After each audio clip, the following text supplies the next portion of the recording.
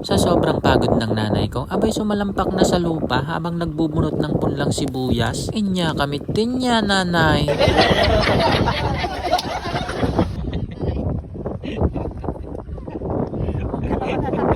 Nagpapatawa ka naman. Ay nako, palubog na ang sikat ng araw pero andito pa rin kami mga buddy nagbubunot ng punla.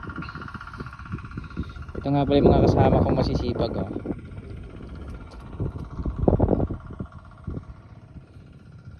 Ang luwang pa ng bubunutin namin. Makaabutin po kami ng gabi dito. Kape muna tayo mga buddy. Andito pa rin po kami sa bukid ngayon. Magpapainit muna kami at nagbubunot po kami ng punla.